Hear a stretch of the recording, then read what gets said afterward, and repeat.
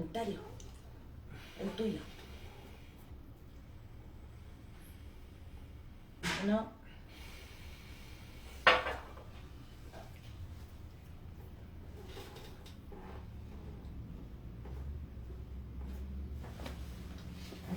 Ya, ahora sí que sí, por fin aplaudimos 1.000.000 antes y no nos funcionó, vamos a volver a aplaudir porque ya por fin estamos al aire en esta radio popular, comunitaria, salimos al aire, sea como sea.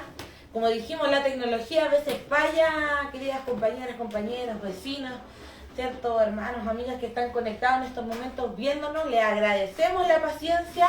De repente, pese a todas las pruebas que hemos hecho, las cosas no resultan, pero como no resultan y nosotros somos más duros que la vida misma, estamos saliendo al aire en vivo.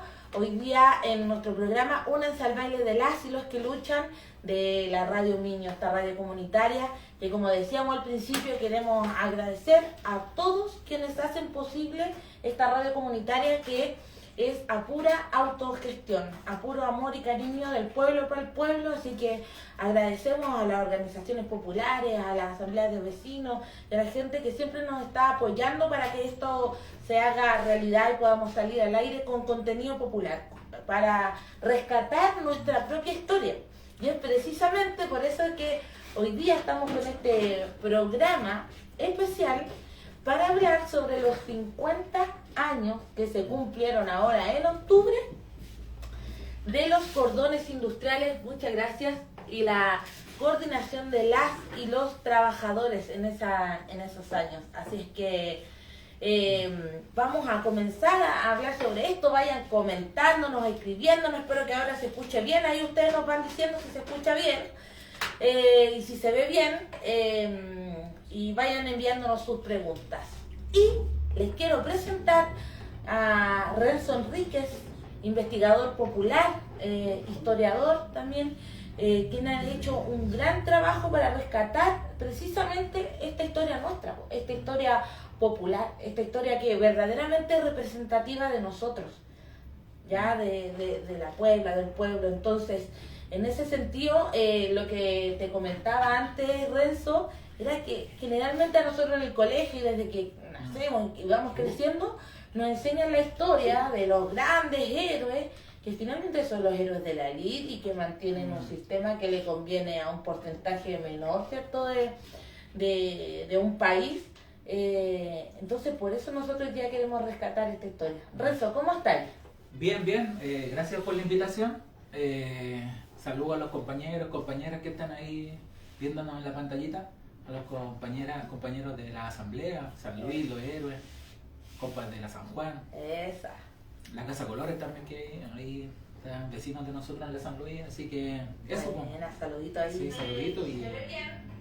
Y claro, tal como decías tú, Nicole, Sí. Por lo general la historia ha estado centrada más que nada en la lid, y acá eso en la comuna de Maipú es más potente aún, porque cuando uno ve lo que se ha escrito sobre la historia de Maipú, ve que está centrado en la batalla de Maipú, y eso es un discurso que donde uno va se reconoce Maipú por la batalla de Maipú, son fiestas militares. De hecho a los niños chicos, niños y niñas en los colegios les enseñan fechas de batalla, pues, ¿no? Claro. O'Higgins, San Martín, las calles, acá estamos en 5 de abril, estamos en la calle Bueras por allá, entonces generalmente la historia de Maipú tiene un rollo militar.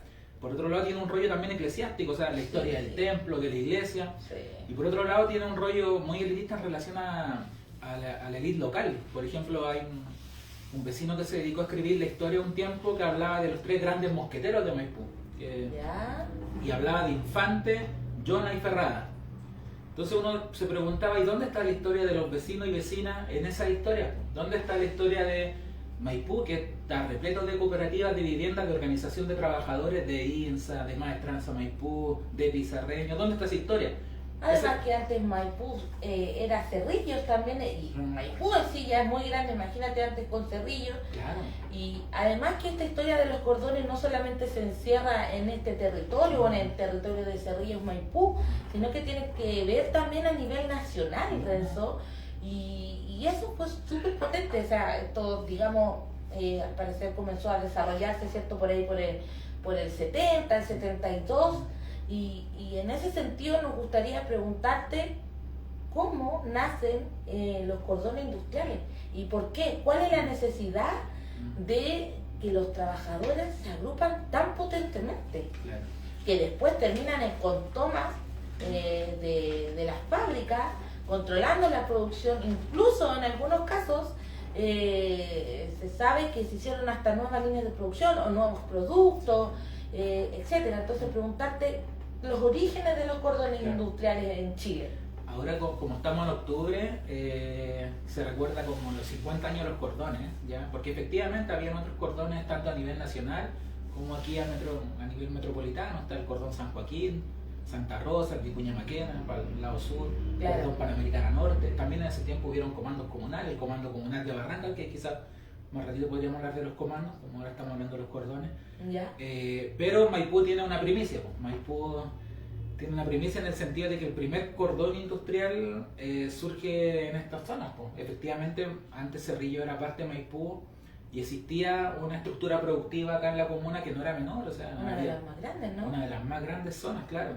Entonces, así en la concreta, el cordón Cerrillo, lo que dicen las fuentes y los testimonios, es que se juntan trabajadores de diferentes empresas de acá de la zona.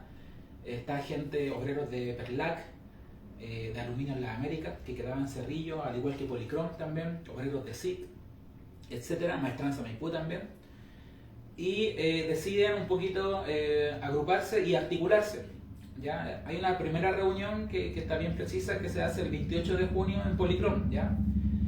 El 29 de junio ya esos trabajadores hacen una plataforma, y lo que uno pregunta de repente, me tocó entrevistar a quien era el presidente del sindicato industrial de Perlac, con Jaime Ramos. Ya. Yo le preguntaba qué se discutían en los orígenes del cordón, pues, ¿por qué? Y él me decía, mira, aquí no discutíamos temas electorales, no discutíamos temas de pliego de peticiones, asignación familiar, aumento de salario. Aquí lo que discutíamos era que las empresas pasaran a la área social y que hubiera control obrero de parte de nosotros.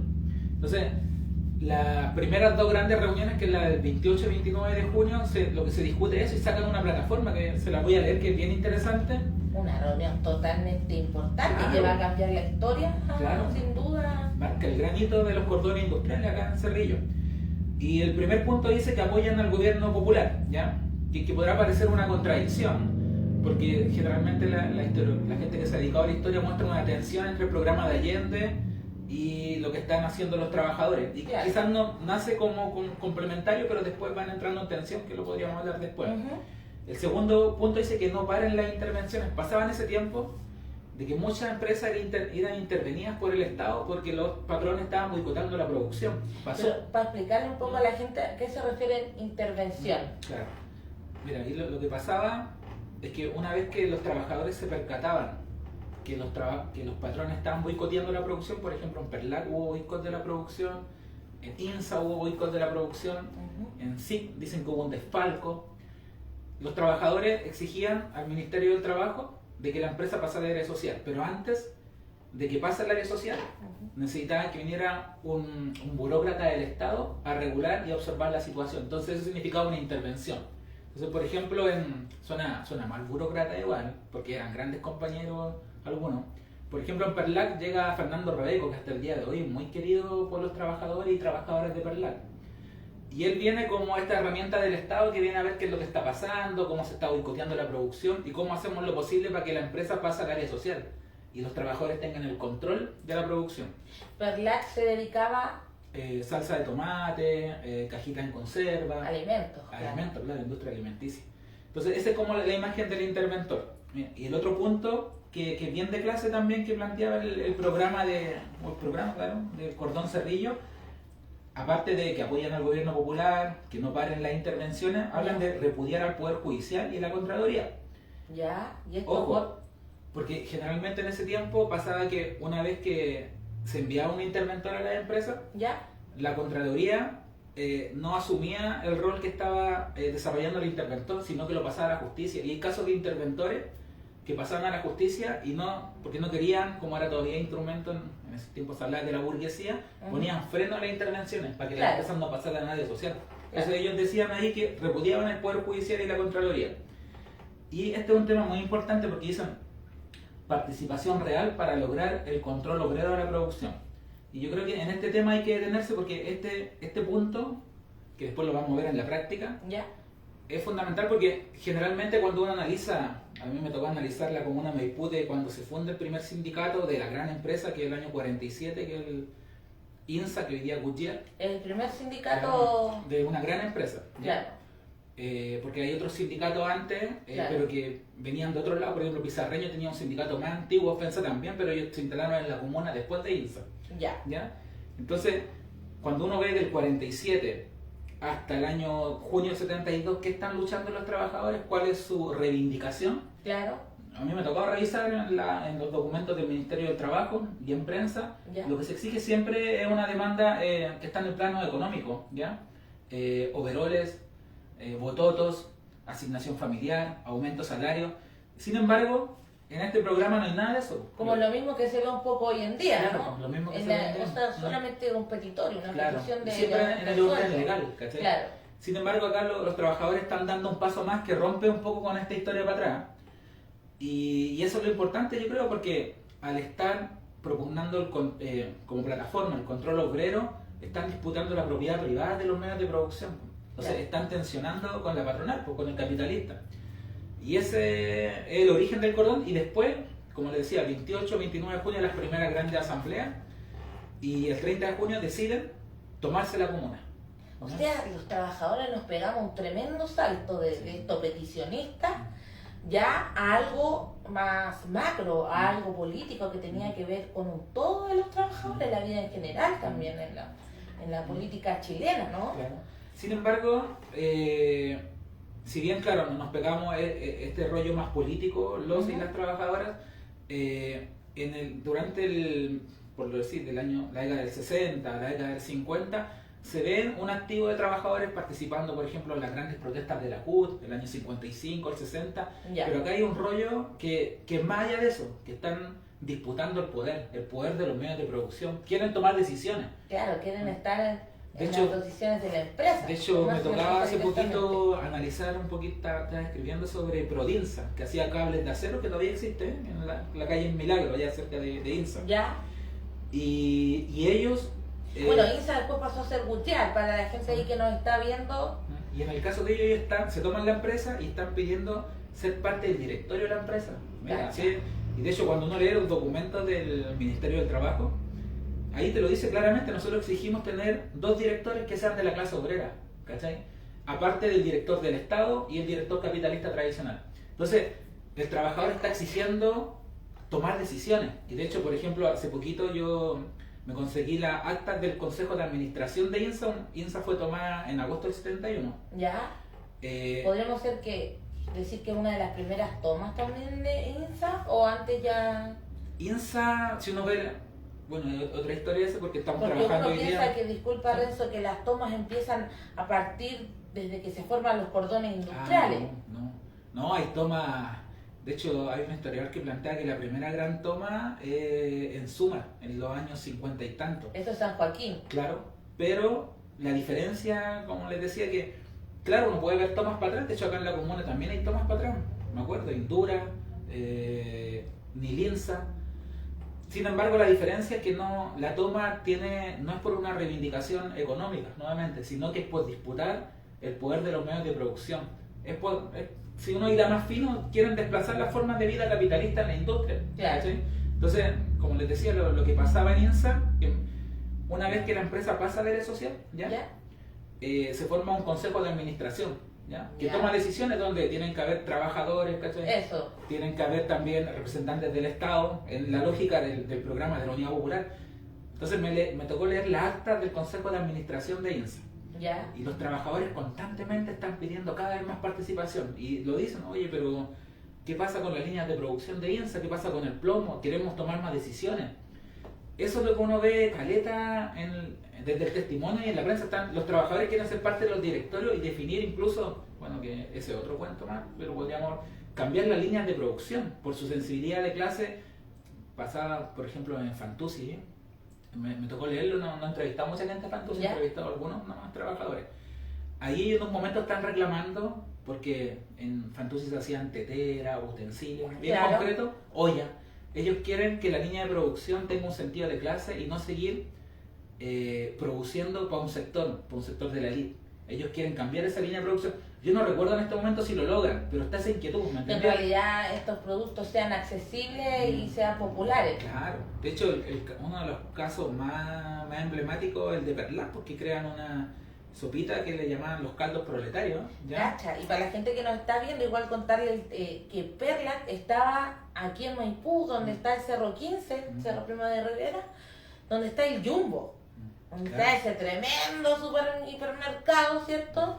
Ahí estaba la empresa Perlac en ese Sí. tiempo. Y ahí se lo tomaron los trabajadores y como nos cuenta el Renzo, ahí crearon entonces esta sopa nutritiva para los niños y las niñas, Claro. ¿no? Ahí es bien bonito el ejemplo de Perlac.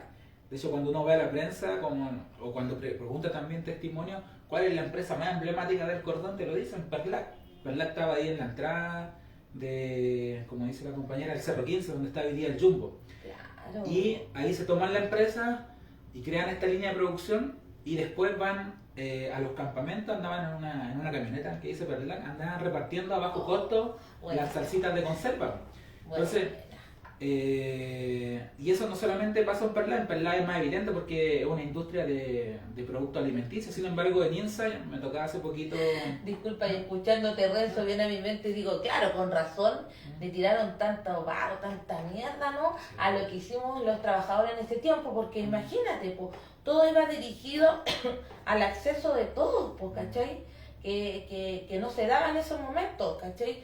Entonces, por supuesto que después tratan de tapar esta historia, de definitivamente como eliminarla, porque en ningún lado nos cuentan, ¿cierto?, que existieron estas experiencias de toma, y que no solamente una toma de unos días, sino que administraron la producción los compañeros en esos tiempos, sacaron nuevos productos, ¿cachai? Tú la otra vez comentabas, yo te escuchaba en una exposición, que así como por ejemplo Perlac hizo esta sopa nutritiva para alimentar bien a los niños y niñas en ese momento, hubieron otras empresas que por ejemplo sacaron muebles también buenos y accesibles, entonces todos como que algunos fueron creando una nueva producto Sí. para la población, po. Lo que cuentan las cifras también, mira, hay dos cositas. Generalmente esta experiencia está invisibilizada o está demonizada mucho. Sí, demonizada, yo diría.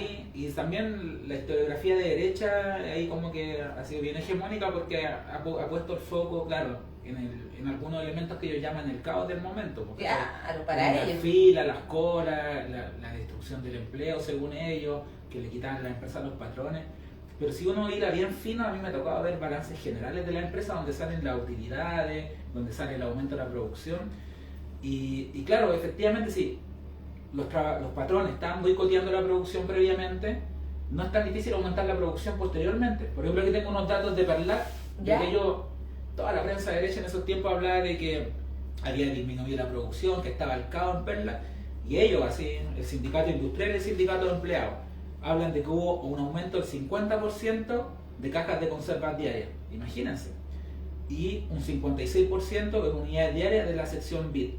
O sea, y estas cifras, obviamente la patronal te va a dar otras cifras, Claro. pero estas cifras, en INSA también, el aumento de la cantidad de neumáticos. Entonces, generalmente el dato de la producción se ve ese aumento, pero obviamente existe esa invisibilización y esa demonización por Claro. también el culto a la supuesto. propiedad privada que existe también, no solamente en los sectores de derecha, sino en otros sectores también. Sí, sí, efectivamente. Y entonces, Renzo, podríamos decir que una vez que nace el cordón industrial en Cerrillos, Maipú, es que comienzan a organizarse a nivel nacional. Me imagino que primero nacen ya a nivel como Santiago tal vez, y después ya a nivel nacional. ¿Cuándo es como que llegan a completarse, digamos, el levantamiento de cordón industrial, o sea, de trabajadores organizados, controlando la producción? Mira, ahí yo me acuerdo, creo que te comentaba antes, me tocó entrevistar al presidente del sindicato industrial de Perlac, don Jaime Ramos. ¿Ya? Y él me decía que una vez que surge el cordón Cerrillo y es primera plana en los diarios, uno ve el Mercurio, así, el Mercurio, primero plano, el bloqueo de Maipú, el cordón Cerrillo, etc. Él dice que lo empiezan a invitar de otras zonas para conocer qué está pasando La acá. experiencia, claro. Y lo invitan del cordón Vicuña Maquena cuando todavía no existía como articulación, Claro. no recuerdo en este momento qué empresa. Pero había nacido ahí Claro, la entonces necesidad. como que se empieza a irradiar esta experiencia para otros lados. Y ya cuando es como el momento clave, cuando empiezan a surgir los cordones a nivel metropolitano y a nivel nacional, es octubre del 72, ahí ya tenemos constituido el cordón Vicuña Maquena, si no me equivoco el cordón Panamericana Norte, pero... Decíamos delante que llegaron a constituirse aproximadamente 31, 32 cordones a nivel nacional. nacional, imagínate. Pero el ejemplo de acá de la zona es potente. Igual a mí me ha tocado, por otras investigaciones, profundizar, por ejemplo, para el lado de allá de donde estaban las 4 plantas de la Sumar. ¿Ya? Eso es San Joaquín. Claro, San Joaquín, el cordón San Imagínate Joaquín. que si tenían cuatro plantas eran muchísimos Sí, los trabajadores muchos que tenían trabajadores. solamente esa empresa. Claro, y ahí cuentan que, por ejemplo, para el paro de octubre, para hacer una introducción, el paro de octubre es un paro de los dueños de camiones. De la patronal, ¿no? De la patronal, claro. De hecho, dicen que cortaron acá para el lado del monte, camino Melipilla, ¿ya? Tenían que cortar diferentes arterias. Entonces, ante esa situación, ¿qué hacen los trabajadores? Se empiezan nuevamente a tomar más empresas. De hecho, en octubre del 72, cuando se toma SIC, no se había tomado antes. Ya. Entonces, aquí los trabajadores, y esto es bien bonito porque lo que sale en la prensa, que los trabajadores de Gasco empiezan a salir y empiezan a enfrentarse con los camioneros que tenían cruzado acá camino Melipilla y les ganan la calle, ¿cachai? Y empiezan a distribuir el gas en la comunidad. Entonces se empiezan a generar estas articulaciones entre trabajadores industriales, de los cordones industriales, y las comunidades y los pobladores. Y así Exacto. como Sumar en algún momento empieza a vender directamente, sí, Fantuzzi empiezan a vender directamente, entonces van y, no sé, organizan ferias populares acá en Cerrillo. Para Fantuzzi, vender los productos que, directamente. como ellos estaban además aumentando la producción en ese tiempo, aprovechaban Claro. de salir a vender aquí mismo a Claro. los espacios populares. Entonces se da esa articulación entre dos actores que igual son clase trabajadora, pero que tienen otros espacios de participación entre pobladores, entre trabajadores. Bueno, y después más adelante vamos a ver, sobre todo acá en la comuna, la articulación también con las directivas sindicales, pues, ¿cachai? Y también con los perdón, campesinos. sindicales campesinos. Entonces, Bueno, sí, que también se organizaron en sindicatos también los claro, campesinos. tenían el pues. sindicato agrícola regional de Compañeros. Maipú, claro, Cacha. potente, y formaron incluso un consejo comunal campesino, que en un momento, quizás lo podemos abordar, no sé si ahora, pero en un momento ese consejo comunal campesino, y esta historia es bien bonita, va a Sintac, que Sintac estaba tomada, Sí, la metalúrgica, que hasta el día de hoy está ahí en Que fue tomada. Cable Melipilla con Vespucio. fue tomada el 14 de marzo del 72, ojo, y se hace una reunión ahí del Cordón Cerrillo en junio del 73, y va el consejo comunal campesino y le pide a los trabajadores del Cordón Cerrillo que por favor los apoyen en una toma masiva que quieren hacer de fondo acá en la comuna. Qué bueno. Y constituir con esa toma masiva de fondo la producción que ellos desarrollaban, llevarla a un mercado popular. ¿Cachai? Entonces ahí se genera esa articulación pues, entre obreros, campesinos, y eso es lo que... Pobladores también, pobladores porque también. en ese tiempo también hay que decirlo, a la empresa llegaban los mismos trabajadores que eran de las poblaciones cercanas. Claro. No como hoy en día se da, que bueno, nos pegamos grandes piques y que obviamente el sistema lo fue haciendo así por conveniencia, para que no se repitieran estos mismos ejemplos, ¿no? de poder de los trabajadores. Entonces en ese tiempo era más fácil también la organización, digamos, entre comillas, fácil, entre comillas, porque estaban al lado de sus casas o de sus poblaciones, ¿no? Claro. Bueno, es que ahí hay un aspecto bien particular de la comuna de Maipú, que Maipú cuando se empieza a urbanizar, aparte de los loteos de sitio, los campamentos en su momento, si uno va aquí a territorio antiguo, de eso es Carmen para abajo, hay cooperativas de Maestranza Maipú, de vivienda, hay cooperativas de INSA, de Pizarreños, para el lado de Victoria está la de Vidrios Planos. Entonces hay una cantidad de viviendas que eran de trabajadores de la zona. Claro. Y efectivamente, como dice la Nico, incluso, claro, la población INSA, que es una población que puso la industria para los trabajadores, que tiene otra También lógica. está la población Pizarreño, El Pizarreño, claro. donde está todo nuestro Eduardo Miño y su Claro. familia, a quien también hoy día recordamos, que también dio esa lucha también ahí contra el asbesto. O sea, se Claro. fueron haciendo estas poblaciones de las industrias, ¿no? Claro. Aún así, lo que sale en los documentos que como Maipú se está urbanizando, había también alto trabajador que venía de otras zonas, porque la industria tenían buses que llegaban hasta Santiago Centro, como la INSA. Claro.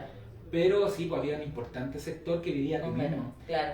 Y eso es delicado porque hay otra historia ahí también que me ha tocado, como te contaba Nico, hoy día están trabajando con algunos viejitos y viejitas, Ya. con la compañera Gedi, que no sé si estará... Un ahora ahí. saludo a alguien Gedi Torreal, la cariñosamente. compañera, sí. Gracias por ahí entregarnos también la historia a través de ti. También Sí, es con muy ella yo hoy día me importante. encuentro trabajando un poquito en lo que es la historia del sindicato INSA y ahí pasó con algunas empresas que llegaban las empresas, instalaban las casas para los trabajadores de la empresa, pero les cobraban un arriendo. ¿Ya? Esas no son cooperativas, por ejemplo la población INSA que queda ahí en el cruce, ese es ¿Ya? el cruce que a mí no me pilla.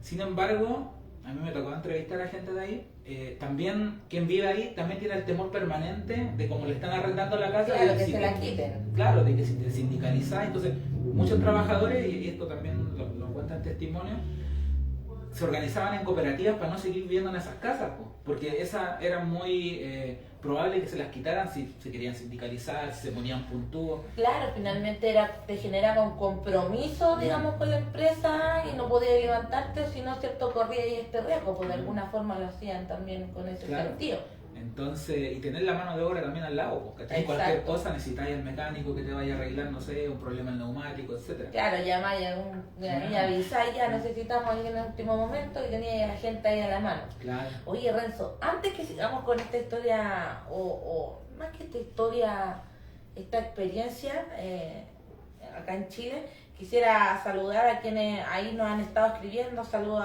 a dos gatos. Ahí Magda escribe: saludos compañero Renzo, tremendo, gracias por tu trabajo, muy necesario. Nos escribe Jorge Cerda Pérez, hermano de Eduardo, le mandamos un abrazo ahí. Dice: felicitaciones a todos los trabajadores de la Radio Miño, un abrazo fuerte a la distancia desde el Tabo. Dice: de parte de la familia de Eduardo Miño, un abrazo para ustedes, compañeras y compañeros, a toda la familia de Eduardo. Felicitaciones y aguante por toda esa lucha que mantienen. Sé que contra el asbesto y además con la niñez, sé que tienen un trabajo importante que también vamos a estar hablando al final del programa. Saludamos a la Betty Villar, nuestra poeta popular. Un abrazo para la Betty, que nos escribe que ahí en la historia también se queda ahí Eduardo Miño y nos deja su poema de Eduardo Miño. Alejandra también nos dice: interesantísima y necesaria conversación. Muchas gracias compañero Renzo por su trabajo y a toda la Radio Miño. Felicitaciones por tan buen programa. Oye, bacán, un abrazo a quienes están acompañándonos esta tarde. Todo este trabajo es por y para ustedes, vecinas, vecinos, compañeros. Y nada, pues está muy buena toda esta investigación que tú has recogido de manera, al parecer que nace desde algo personal, tuyo también esta necesidad de querer saber la historia, de entrevistar. Has entrevistado a muchas compañeras y compañeros trabajadores de esos momentos y tú has podido ahí reconstruir, digamos, la historia. Claro. Así que agradecerte por eso desde ya, porque es un trabajo muy, muy importante para nuestra identidad, como decíamos, porque siempre tratan de eliminar nuestra historia, de borrarla, de demonizarla, como tú dijiste, y no es así. Hay maravillosas experiencias que ojalá hoy día pudiéramos tomar. Hoy día escuchamos harto de empresas que se quieren tirar a quiebra y que tienen una deuda con los pobres contratistas que finalmente ellos nunca pierden, son los demás los que quedan ahí con las deudas, etcétera. Entonces, eso, interesante, Renzo. Continuamos. ¿Con qué estábamos entonces, compita? Mira, me perdí porque Sí, estaba yo pegado también ahí he leído. También mandar saludos a la Magda, a la Alejandra. y a la- Mira, aquí nos hacen una buena pregunta, Renzo, pero discúlpame que te... Sí, no, ¿qué dale, tipo? pues los saludos. No, saludos a las compañeras que están ahí en línea, ahí, mandando saludos. Eso. Buena, mira, aquí escribe Alejandro Godoy Gómez y pregunta: ¿qué partidos dirigían o no a los cordones industriales? Buena pregunta de Porque en Alejandro. ese momento Sí, el pueblo estaba muy sí, politizado. y muy buena pregunta. Tomaba postura. Sí. Mira, en la primera reunión del cordón, donde yo cuento quién eran los trabajadores, no es que lo cuente yo, lo cuentan los testimonios, salen en las fuentes, también hay grupos políticos, ¿ya? Están los miristas, ¿ya? Ya. Están los socialistas, sobre todo un sector de los socialistas, obviamente, siempre esa diversidad en el pensamiento socialista. Los socialistas más revolucionarios. Está también gente del Bandera Roja. Ya. Habían grupos maoístas en ese tiempo también. Está toda la izquierda revolucionaria. Y a la primera reunión, ojo que este dato no es menor, viene un militante comunista incluso. Ya. Después lo entrevistan en el diario Chile Hoy, que para ver la opinión del Partido Comunista. Ya. Y él lo que dice, el dirigente manifestó que su partido participa en la defensa de los trabajadores, pero dice acá, el PC no participa en organizaciones paralelas, ni junto a bomberos locos. No te puedo Agrega creer. que somos militantes disciplinados. Entonces, el PC toma distancia de esta experiencia, ¿ya? Por supuesto, güey, que de revolución. Pero después, Ahora. ojo, que cuentan que, bueno, le cuenta Santos Romeo en una entrevista que le hacen, y también salen los testimonios, que Bertín también lo cuenta, que tiene muy buena memoria Bertín, ha sido bien potente la... Saludos también ahí a Sí, Javier saludos al Bertín. compañero, o sea, ha sido muy importante él para difundir esta experiencia. Cada vez que nosotros acá en la comuna hemos hecho actividades, él se ha puesto a disposición de la organización. Nos ha tocado con comité de allegado estar, con orgánica como de activo, Populares, claro. ujú. Entonces, eso pasa con la militancia comunista, que dicen que los militantes de base se empiezan Sí, a... ahí como que se pegan Claro. una distancia. Una distancia, pero que después, como en mayo, junio, empieza a cambiar un poquito y se empiezan a integrar a la Claro, porque quedaron organización. aislados, po. Claro, es que estaban más en la lógica de la CUT, Claro. ¿ya? En ese tiempo. Y el cordón tenía cierta distancia con la CUT. De hecho, ahí los trabajadores de Perlac, no sé si esto está escrito, ¿no? La historia, pero cuando se toman Perlac los trabajadores, Ya. llega la ministra del Trabajo, que es Mireya Baltra. Llega con un dirigente de la CUT y los trabajadores dicen, oye, pero ahí nunca lo hemos visto acá, ¿qué es lo que pasa? Y empieza como un dime y direte. Y cuentan que la Mireya Baltra le pegó con el diario al dirigente de Perlac, Santos Romeo.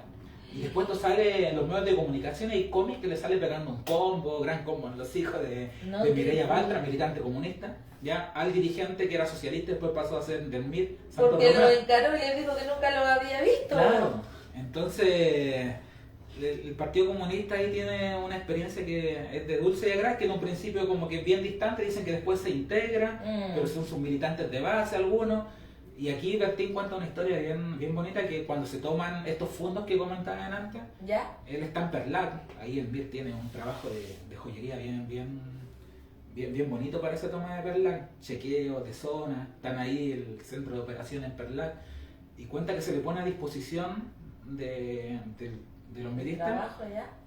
trabajadores comunistas de American Screw, que American Screw es la que Sí, está ahí. Camino Milipilla y... Entonces él se emociona igual esto porque es la militancia comunista poniéndose a disposición donde podían ayudar. Entonces, si bien están esas tensiones en algún Son las momento, bases, claro, son las finalmente. bases las que convergen ahí en el cordón. Pero ese es el rollo de los partidos políticos. Un llamado a las bases, aprovechemos de hacer un llamado a las bases. Claro, Ustedes tienen el poder, compañeros y compañeros. claro, ¿no? Y sabéis que el MIR también, si bien puso las fichas en ese tiempo a los comandos comunales, ellos tienen una importancia en el cordón Cerrillos, pero potente, al igual que los socialistas revolucionarios, como le decía la Nicole, que había aquí una facción importante de los socialistas que se llamaban los helenos, que eran un grupo que seguía la lógica del Ejército de Liberación Nacional. ¿Ya? Entonces tenía esa mezcolanza de izquierda revolucionaria, también tenía Y izquierda. es una mezcla Sí. ahí importante, pero a la vez potente, interesante, Sí, potente. necesaria. Claro, sí. Es que estamos también pensando en una coyuntura que, muy a diferencia de hoy día, que hoy día es muy antipartido, para los que participamos, cachamos ese rollo, Claro. mucha gente antipartido político, etcétera. En esos tiempos, muchos dirigentes también tenían su militancia, pues, ¿cachai? Y algunos tenían una militancia bien cuadrada, pero Pero otros además tenían un trabajo de base activo, claro, por eso claro. tenían todo el derecho, digamos, Sí, y un digamos, trabajo de años, o sea, la experiencia sindical, por lo menos acá en la comuna de Maipú, no comienza con el cordón Cerrillo, ahí se pegan el vuelco porque quieren ejercer el poder en la industria, ¿cachai? Pero hay una experiencia para atrás previa, de hecho, los socialistas y los comunistas uno los ve en los años 40 en el barrio Buceta, ¿cachai? ujú. Pegándose tiros, incluso tenían Oh, diferencias, sí, eso, sí. claro. También veis en los años 50 comunista y socialista en INSA, ahí está Leopoldo Osorio, que después fue regidor. Entonces hay toda una experiencia previa de base, como bien tú decías. Claro. No existía la distancia que existe hoy día y el clima antipartido. Claro, No, claro. En ese tiempo la mayoría eran militantes. Sí, porque Sí. toda la gente estaba Claro. politizada, digamos, tomaba una postura y Claro. tenía un trabajo militante también. O sea, y de repente, a mí, por dirigentes sindicales que he entrevistado, de repente los tensionaba la asamblea del sindicato y la dirección del partido, ¿cachai? Ahí, se claro. generaba una tensión. ¿Y dónde estaba con quién iba a estar su trabajo? Claro. Porque aquí las cúpulas de los partidos muchas veces, claro, distan algo muy distinto a lo que Claro. están en las bases, la realidad de lo que se está viendo en las bases. Entonces ahí me imagino que Sí, no, aterrizaban a las bases, por supuesto. se daba esa mezcla, ¿no? Y generalmente hay un respeto por la Asamblea de Trabajadores en ese tiempo, por los dirigentes sindicales. A mí me ha tocado ver actas sindicales donde votación a mano alzada por una huelga, por una toma, pero... Compañero, y en ese tiempo se veía, me imagino, y sé que así, la mayoría eran dirigentes, hombres. Sí, No habían sí. dirigentes en ese momento. Buena pregunta, mira. Sí, es una tremenda buena pregunta. Que O muchas, porque tienen que haber... Sí, no, sí. Yo, por lo menos para acá, para la zona, en algún momento a mí me tocó hacer, que todavía tengo el Excel de dirigentes sindicales en la comuna de Maipú, de Ya. los años 50, 60 y algo de Lupe. Y efectivamente la mayoría son varones, pero también hay dirigentes, ojo, porque hay empresas donde la mano de obra femenina es fundamental. Bueno, y esto lo hablaba con... Hay las textiles, pues me Claro, imagino. ¿no? Y las conservas, Las porque tenían que conservas. manipular para hacer para meter, por ejemplo, el pollo a los tarritos de conserva. Y ahí Claro. necesitaba ahí un detalle que lo tienen, Claro, según algunos estudios, las mujeres, ¿cachai? Esto una vez lo hablamos con Alejandra de la Asamblea de San Luis. Ya. Entonces, tenía, y de hecho ella estaba trabajando este tema, no sé si lo seguirá trabajando todavía. Ujú. Tenía, por ejemplo, Conservas Copihue, que fue una empresa que fue tomada en enero del 73, que la mayoría eran mujeres, y uno ve las fotos y la mayoría son mujeres. Buena. En Perlac también la mayoría eran mujeres, y después cuando pasa al área social, Ujú. hay mujeres que están liderando comités de producción. Ojo, Buenísimo. entonces, sí, yo creo que ahí hay un Sí, problema porque que no se ha estudiado mucho. generalmente sí, Sí. se habla mucho de los dirigentes. Sí. ¿Cachai? Sí, pues. Cuando, claro, Sí. realmente tenemos en la historia también compañeras que han hecho una gran labor, que han sido grandes dirigentes sindicales también y han estado en la lucha. Sí, hace Y poquito- cuando, no es por nada, pero también, y sobre todo en esos años, ser madre y ser dirigente y hacer todo esto al mismo tiempo, o sea, la verdad es que es triple pega para la mujer. Sí, Y no. es así, entonces, más valioso es aún. Bueno, y hoy día tampoco ha cambiado mucho la cosa, o sea, queremos deconstruirnos y todo lo conversamos, qué sé yo, pero la realidad de alguna manera sigue siendo así, se carga igual la mano hacia la mujer. Sí, nos pasó ahora como estamos trabajando con estos abuelitos y abuelitas. Bueno, si está bien que le diga abuelitos y abuelitas, los compañeros de, Las compañeras, compañeros de INSA, que hoy día es Gutiérrez. Y nos pasó también de que veíamos puro hombre en las directivas. Y la compañera Heidi Torrealba, que le mando salud, Un no sé si abrazo, compañera. que ella se ha preciosa. dedicado bien atenta con este tema de la historia. La mamá de ella fue delegada del casino de INSA en los años 50 o a fines de los años 40 al sindicato de INSA. Y nosotros tenemos una foto de ella. Entonces, hay trabajadoras. Buenísimo, ¿cachai? Y buenísimo. imagínate, para los años 50. Entonces, yo lo hablaba una vez con ella en una entrevista o conversación informal, de que claro, pues sabemos poco de las mujeres en la lucha sindical. Exacto. Es un momento igual hegemónico donde Sí. uno ve la mayoría varones, pero hay mujeres, sí, Sí. caleta, sí. Renzo, bueno, y en esto, como le estábamos comentando al inicio, bueno, ya estamos conversando sobre los cordones industriales porque este octubre precisamente se cumplieron 50 años desde esta gran experiencia en Chile, experiencia popular, parte fundamental de nuestra historia. Por supuesto que nosotros como Radio Niños, yo como dirigente también, para nosotros es súper importante que podamos rescatar toda esta historia y preguntarte, Renzo, porque claro, se forman los cordones industriales. Hablamos de que ya dentro de estos mismos dirigentes había militancia, que ya se hacía todo, me imagino difícil, pero que de alguna manera termina siendo lo fundamental, el fondo, ¿cierto? Y terminan alineándose para hacer este trabajo. Me imagino que en esas reuniones tienen que haber quedado unas cagas tremendas, haberse agarrado ahí, pero unas discusiones necesarias, pues cuando tú vayas a la profundidad. ¿Cómo terminan también coordinándose a nivel nacional? Me imagino que los cordones hacían un trabajo en bloque, ¿no? Se ponían Sí. de acuerdo más o menos y todos iban trabajando bajo la misma Sí. lógica. Eso no es tan como automático de que nace el cordón cerrillo, los otros cordones y después se articulan. Claro, Se forma una coordinadora, si no me equivoco, en julio o agosto del 73, Ya. que es la coordinadora de cordones industriales. Y que es liderada aquí por dirigente que era de interventor de Fantuzzi, que es Ya. Hernán Ortega, que me tocó entrevistarlo también. ¿Ya?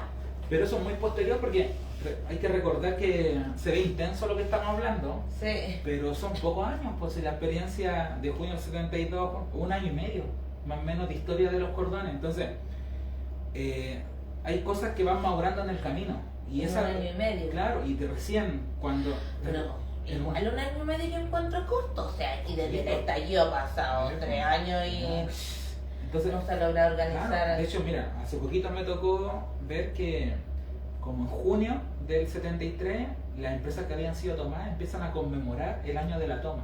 Ya no se conmemora las fiestas patrias, bueno, se conmemora, está bien todo lo otro, lo de la LIT, pero aparte se conmemora un hito, que es la toma de la empresa. Me tocó ver las fiestas que se hacían en la Maestranza Maipú, Pues, cuando fue tomada, que en Policrón también. ya. Entonces, es un año, es poco, ¿cachai? Entonces, hay Pero es cosas... un hito muy, muy Claro, importante. Y es importante porque ellos van marcando su propio hito, ¿me entendí? Vamos a hacer, hacen unos bailables en la Maestranza Maipú, hacen unas jornadas deportivas. Entonces, Buenísima. es todo muy rápido, pero a la vez muy tiempo corto. Entonces, pasa hoy día que en la entrevista que los trabajadores también son muy, yo siento, muy autocríticos también con su propia experiencia, ¿ya?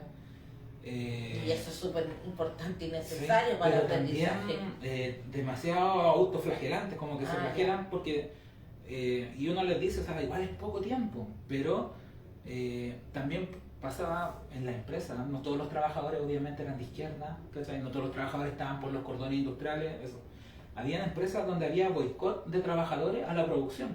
Y eso Pueblo contra pueblo. claro, y por ejemplo nos pasaba en INSA. En INSA había boicot, me acuerdo en la sección de baterías, ¿ya? ¿Y qué pasó ahí? Que yo le preguntaba al jefe de producción de baterías, ¿y qué hacían con esa gente que estaba boicoteando? Y le decía que la perspectiva de ese tiempo era integrarlos, ¿cachai? En vez de expulsarlos. Y yo le decía, oye, pero la lógica capital, si tenía un trabajador que te boicotea la producción, te expulsaba, Claro. finiquito y chao. Castigado, Claro, incluso pasaba la legislación.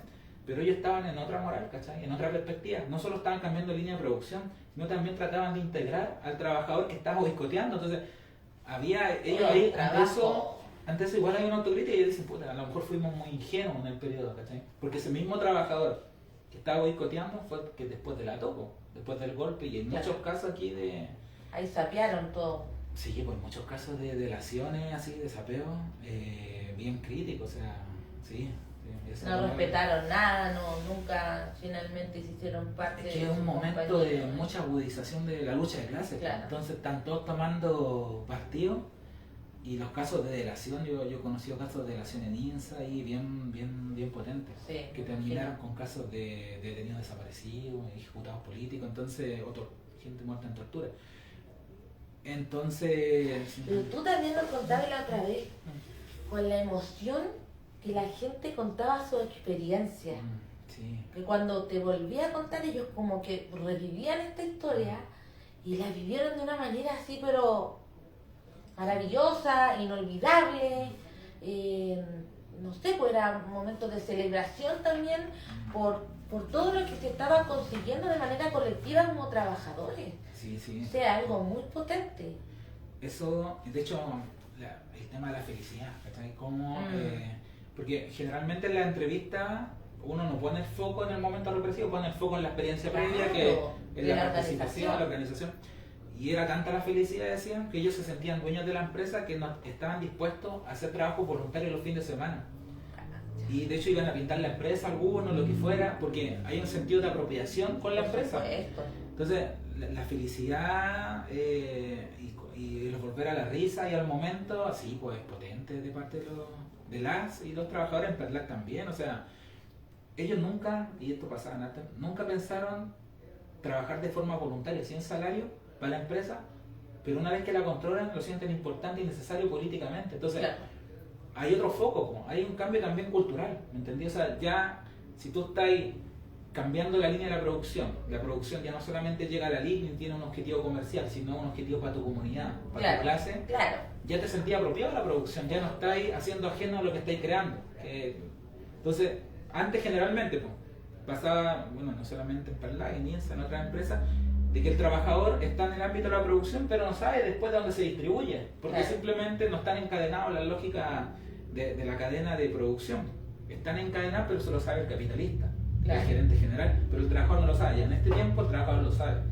Hace poquito hablaba con un trabajador también de INSA, que Ya. decía, sabíamos todo, sabíamos para dónde teníamos que, con quién teníamos que negociar, con qué otras empresas, sabíamos dónde tenía que invertir la empresa, cosas que antes nunca supieron. Entonces, no sé, me decía, negociaban, la INSA negociaba con el caucho con una empresa norteamericana. Nunca supieron eso, pero empezaron a ver las cifras. Ya. Entonces, hay un nivel de participación terrible, potente. Y de Ya. hecho, es tan potente el nivel de participación que el sistema que proponía el gobierno de constituir el área social en las empresas empieza a quedar chico y los trabajadores cada vez exigen más y más participación. Y eso se ve en Perlac. En Perlac hay participación de los trabajadores, pero ellos le exigen a Fernando Rebeco, que era el interventor muy querido, como les decía, hasta el día de hoy, por trabajadores y trabajadoras, le están exigiendo mayor participación en la toma de decisiones de la empresa. Y eso es estar control. po. activamente Claro. ahí sobre el control.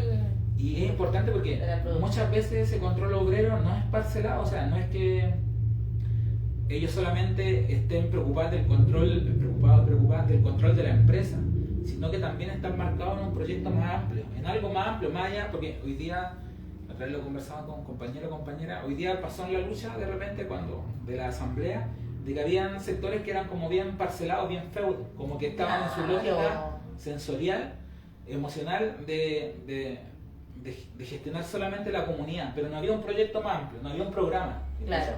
Nos costó después tratar de hacer eso. En ese tiempo siempre la experiencia particular en cada unidad productiva estaba ligada a un proyecto más amplio. ¿Y qué es lo que era en ese tiempo? Era o el socialismo, o el gobierno popular, conquistar el poder, construir poder popular, siempre estaba conectado. Era totalmente otra lógica. Claro, pero como te digo, no es que todos los trabajadores y trabajadoras, Claro. siempre había gente que también tenía tensiones con esta mirada, ¿cachai? Por supuesto. De hecho, no solamente los fachos, la gente derecha, sino que también Sí, dentro de la del- misma gente, dentro de la el misma mismo, por trabajo. ejemplo, el mismo Partido Comunista tenía tensiones con estas experiencias. Claro. Entonces, sí, la felicidad y el argumento de que es importante la felicidad, porque generalmente cuando hoy día uno habla con los trabajadores, la sensación que tienen con el trabajo Ya. es de malestar, de pensar en el sueldo a fin de mes, porque me están explotando y quiero llegar a fin de mes.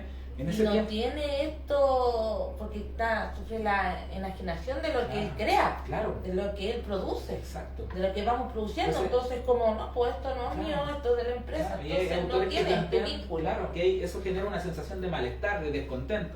En ese tiempo tenía ese conocimiento. De hecho, las salsas de conservas que crearon los caldos proletarios lo iban a No, dejar a un experiencia. campamento que está ahí cerca de Perlac y también a la Villa Francia, ahí lo iba a dejar Claro. Santo Romeo. Entonces, claro, está ahí haciéndote cargo de la producción. Y al final, ¿para qué estamos con cosas? En la producción es lo que uno dedica prácticamente más la mitad de un día. Po. Entonces, si estáis la mitad del día infeliz, sin saber para dónde va la producción, explotado, dominado, etcétera, y ahora estáis saliendo, estáis tomando decisiones, tu opinión está siendo importante, ya te cambia el rostro. Po, ¿cachai? Claro, claro. Entonces ya no está esa sensación de malestar ni de descontento. Sí, eso Buenísimo. mucho. Sí. Buenísima, Renzo. Bueno, quería también junto con esto, con toda esta historia de los cordones industriales, de cómo se fue desarrollando, de lo difícil y potente a la vez que fue toda esta coordinación, tomar de decisiones, este salto que se pega a los trabajadores, ¿no? de lo peticionista, ¿cierto? Pasar a esto mucho más macro, amplio, como tú nos decías. También me gustaría, para como un poco ir cerrando también hoy día el programa, preguntarte también cómo parte esta necesidad que sientes de comenzar a investigar, porque tú eres un investigador popular del territorio, me imagino que, bueno, no también del territorio, sino que también de los cordones a nivel general. Cuéntanos un poco de tu experiencia, porque has hecho un trabajo gigantesco, sé que has entrevistado a muchas trabajadoras y trabajadores, así que nos Sí. cuentes un poco también de esa experiencia, cómo parte, cómo Yo se pienso que el tema de los cordones y sobre todo hasta el cordón Cerrillo en Maipú, es algo que circula, que otra vez lo contábamos en el Museo de la Memoria, en algunos barrios que eran cooperativas, en algún activo político que está organizado. Nosotros mismos en algún momento hicimos un encuentro de memoria y acción en 2019 por el tema del encuentro de asamblea. Incluso hay espacios culturales que son bien potentes, yo creo, que por ejemplo la Biblioteca Popular Rayén, que yo me recuerdo haberlos conocido desde chico, ellos siempre han tenido un rollo con la historia local.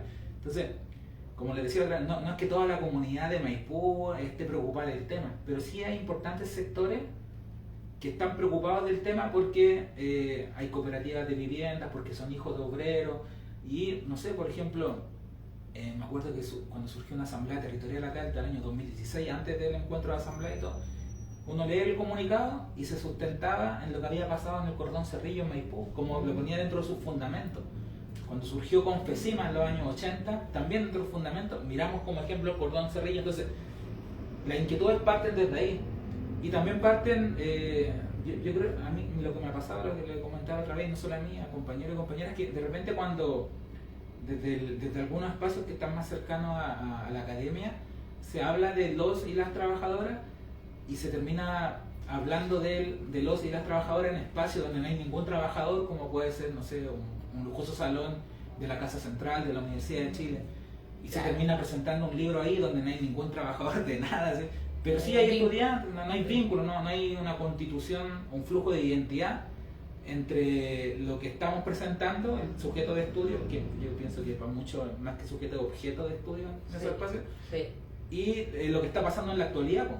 Por eso es importante, por ejemplo, esta radio comunitaria que está al frente del templo, que el templo también fue tomado, que salió pero no le eché al agua. Entonces, como que eso también hace un poco ruido cuando se ve la experiencia de los años 60, 70 como una pieza de museo estática, inamovible, como un ejercicio nostálgico incluso. Y como algo súper lejano, claro. Cuando en realidad esto es pues, totalmente realidad. Claro. Entonces, esto pasó, ¿cachai? Me ha tocado en un momento ir a experiencias que se hablan sobre los cordones en universidades. Y se habla así como que sí, fue una experiencia en los años 72 y era como que ya no hubieran trabajadores de sí, como que no hubieran de American Express, cinta. Claro. Y uno entiende las transformaciones del capitalismo, sí, está bien. Pero sin embargo, hay muchas empresas que siguen existiendo y si se siguen reproduciendo en espacios que no son de trabajadores estos relatos, termina siendo encapsulado. Claro. Entonces yo creo que por ahí viene un poco la inquietud del tema, sí. ¿Tiene que ver a lo mejor con algo familiar también? ¿Sabéis qué? O circula, sí. Me tocó, vecinas, yo creo que a muchos de quienes vivimos en cooperativas de vivienda, que venimos un poquito de ahí, la experiencia circula a nivel vecinal y familiar también. Claro. Incluso, como les decía, no es que todas las villas y todas las cooperativas, pero sí en el colegio también, pues yo me acuerdo en segundo medio hablar con compañeros del tema, ¿cachai? Bueno. Eso no sé si estará viendo, pero me acuerdo con un compañero que vivía cerca de Perlac, el Gonzalo. Y él me contaba y hablábamos, yo le contaba lo que pasaba en Fensa, cómo estaba más cercano a Fensa. Claro.